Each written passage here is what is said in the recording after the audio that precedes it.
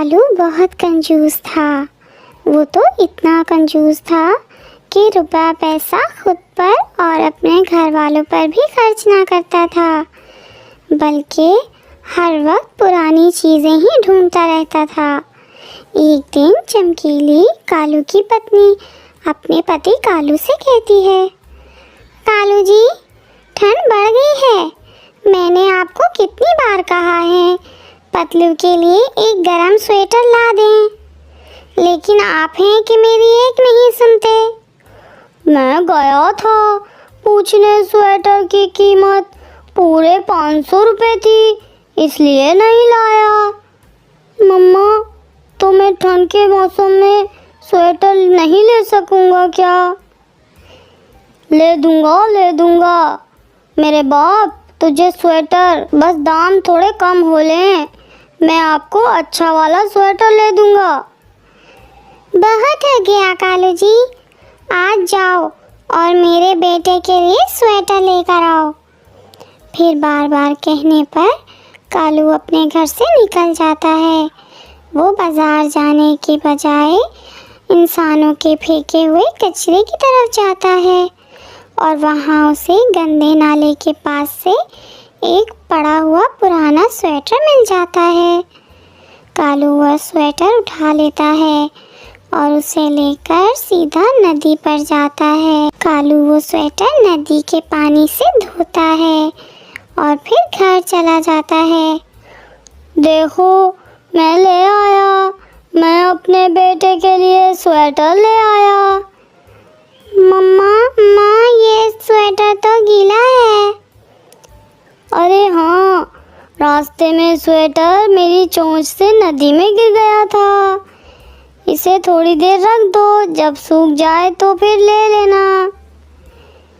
कालू जी, कहीं तुम मेरे बेटे के लिए किसी का फेंका हुआ स्वेटर तो नहीं ले आए हो?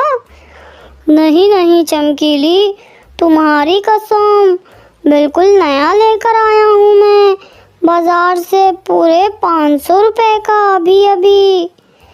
ऐसे ही 2-4 दिन गुजर जाते हैं और फिर एक दिन चमकीली कालू से कहती है, कालू, मेरा पतलू बहुत गंदा हो गया है, जाओ और मेरे पतलू के लिए एक नया साबुन तो ला दो इसे नहलाने के लिए।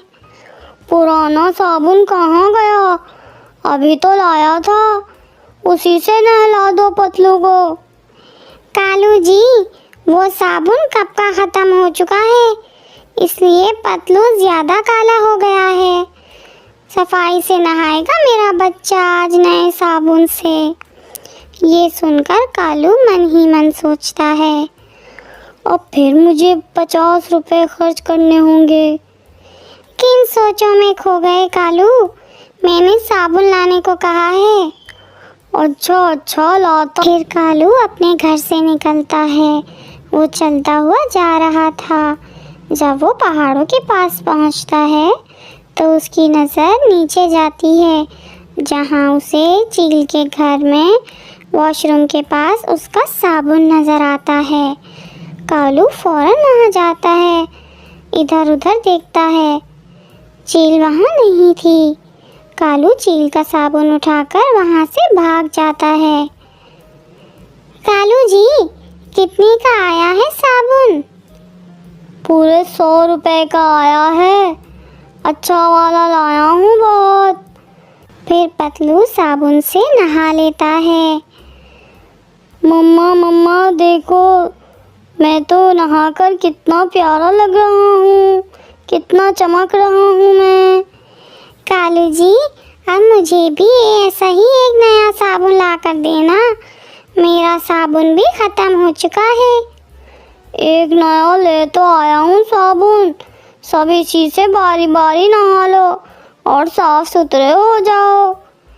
पतलू नदी पर बैठा था कि अचानक पतलू के कुछ पंख गिर जाते हैं।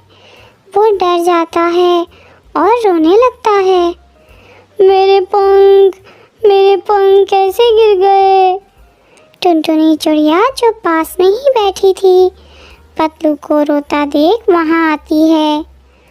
पतलू बेटा, क्यों रो रहे हो? आंटी आंटी मेरे पंख गिर गए हैं।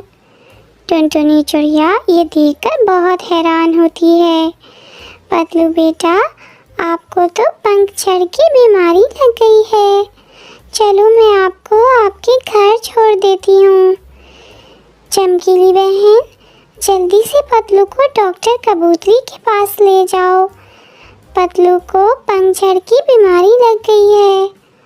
अगर दवा ना ली तो पतलू के सारे पंख गिर जाएंगे और फिर पतलू उड़ भी नहीं सकेगा। कल तो मेरा बेटा ठीक था, फिर कैसे अचानक ये बीमारी मेरे बेटे को लग गई? खाली होगी कोई उल्टी सीधी चीज। अब इलाज पर पैसा बाप खर्च करेगा। फिर चमकीली और कालू पतलू को साथ लेकर डॉक्टर कबूतरी की तरफ जाते हैं। टुनटुनी चिड़िया भी उनके साथ ही हो जाती है। ये बीमारी तो सिर्फ हमारे जंगल में चील को है। आपके बेटे को ये बीमारी कैसे लग सकती है?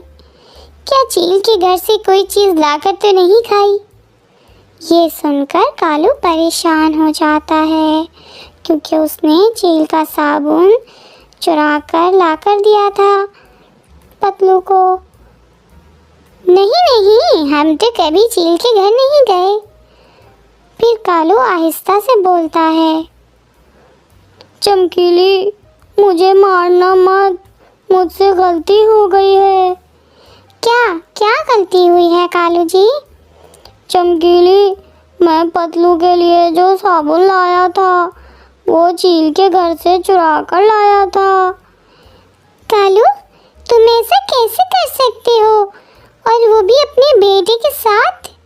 बेशरम कहीं के, कोई ऐसा भी करता है क्या अपने बेटे के साथ? कान खोल कर सुन लो कालू, अगर मेरे बेटे के पंख ठीक ना हुए तो मैं तुम्हें भी गंजा कर दूंगी, देख लेना।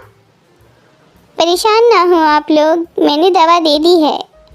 मुझे विश्वास है कि 15 दिन में पतलू के पंख फिर से आएंगे। हाँ, मगर वो साबुन पतलू दोबारा इस्तेमाल ना करे। उस साबुन से तो मैं घर जाकर कालू तुम्हें नहलवाऊंगी। मुझसे गलती हो गई, मैं फिर कभी ऐसा नहीं करूँगा। चमकीली प्लीज, और टुनटुनी बहन, किसी को ना बताना ये सब बातें। मुझे माफ़ कर दें आप लोग। फिर ऐसे कालू सबके सामने शर्मिंदा होता है और कभी कंजूसी ना करने का वादा भी करता है चमकीली के साथ। अगर आपको वीडियो पसंद आए तो चैनल को सब्सक्राइब और वीडियो को लाइक और शेयर करें।